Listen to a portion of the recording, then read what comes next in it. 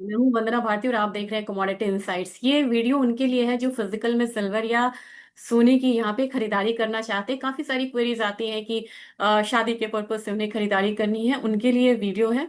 क्योंकि अभी आने वाले समय में मुझे लग रहा है कि गोल्ड में कोई बहुत बड़ी गिरावट नहीं होगी, ये आप भी जान रहे हैं। लेकिन थोड़ी सी गिरावट की मुझे उम्मीद है। कहाँ तक की उम्मीद है? मुझे लग रहा है कि एक बार 93,500 से 93,000 तक गोल्ड नीचे की तरफ आ सकता है।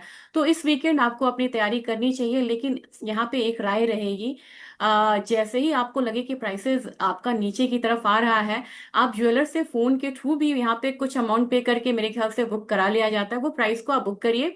और ये प्राइस एमसीएक्स के हिसाब से 93,000 से लेके 94,000 के बीच में होना चाहिए। बहुत बड़ी गिरावट की संभावना कम है। लेकिन अगर चांदी की बात की जाए तो मुझे लग रहा है कि चांदी में प्राइसेस आने वाले समय में बढ़ेगा। और हो सकता है कि एमसीएक्स पे चांदी जो है ऊपर की तरफ यहाँ पे जा सकती है और भी ज्यादा। तो चांदी में अगर आपको ज्वेलरी खरीदनी है या एसआईपी खरीदना है, ये आपके लिए बढ़िया मौका है खरीदने का। लेकिन चांदी में हमेशा मैं ये सलाह देती हूँ, जो लोग इन्वेस्टमेंट पर्पज से और शॉर्ट टर्म के लिए यहाँ पे खरीद रहे हैं, बहुत दिनों तक होल्ड ना करें। अगर आपको लग रहा है कि लाख से 1 लाख 2,000 3,000 तक की कमोडिटी आ रही है, तो वहां पे आप प्रॉफिट बुक कर सकते हैं। जो इन्वेस्टमेंट पर्पज से खरीद रहे हैं, जिनको यहाँ पे लॉन्ग टर्म रखना है, वो चांदी रख सकते हैं, क्योंकि चांदी बहुत स्ट्रांग कमोडिटी होगी। और अगेन, आप अगर सोने और चांदी की तुलना करके देखिएगा तो एक समय ऐसा था जब सोने का भाव चांदी के 1 केजी भाव से, सोने के 10 ग्राम का भाव चांदी के 1 केजी के भाव से ज्यादा हो गया था। अब ये थोड़ी धीरे धीरे रिवर्स हो रहा है, यानी कि सोना का 10 ग्राम का भाव अब चांदी के 1 केजी के दाम से कम होता हुआ नजर आ रहा है। तो क्या ट्रेंड हो सकता है सोने में?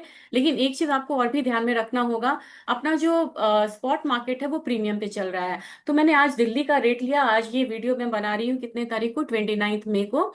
तो आज यहाँ पे चांदी का जो भाव है, अगर 1 ग्राम का ले तो 99.9। इसको तो आप, ये तो बाटा का प्राइस हो गया, मेरे ख्याल से इसका आप 100 ही मान लीजिए। और 99,900 यहाँ पे 1 केजी का है, तो 1 लाख मान के चल सकते हैं यहाँ पे। जबकि अगर आप सिल्वर और गोल्ड को देखेंगे, तो सिल्वर के प्राइसेस एमसीएक्स में 97,800 है, 94,550 के करीब ये आ रहा है गोल्ड। ये मैं आपको डेरिवेटिव्स के प्राइस इतना दिखा नहीं सकती, मैंने बस रेफर करने के लिए यहाँ पे किया है, मैंने कोई यहाँ पे स्ट्रैटेजी नहीं दी है। तो मेरे ख्याल से ये एक कंसर्न है कि अपना जो स्पॉट मार्केट है वो थोड़ा सा यहाँ पे प्रीमियम पे ट्रेड हो रहा है। तो चलिए देखते हैं कि गोल्ड के प्राइसेस यहाँ पे कितना अभी आ रहा है। तो गोल्ड में अगर मैं देखूं दिल्ली का भाव आज क्या आ रहा है, तो जो 24 कैरेट है 9719 है पर ग्राम के करीब का। और 22 कैरेट का 8910 है, 18 कैरेट का 7290 के करीब आ रहा है। मुझे लग रहा है कि अगर 2,000 2,500 तक की भी गिरावट होती है तो आपको गोल्ड का ज्वेलरी के पर्पज से आपको बुक करना चाहिए। हो सकता है कि वीकेंड में आप ये प्राइस आता हुआ देखें। तो मेरे ख्याल से 94,000 93,000 का लेवल अगर एमसीएक्स पे आए, और उसके हिसाब से यहाँ पे स्पॉट मार्केट में 1,000 1,500 2,000 पॉइंट गिरती है, तो आपको प्राइस कहीं ना कहीं आपको मिलेगा।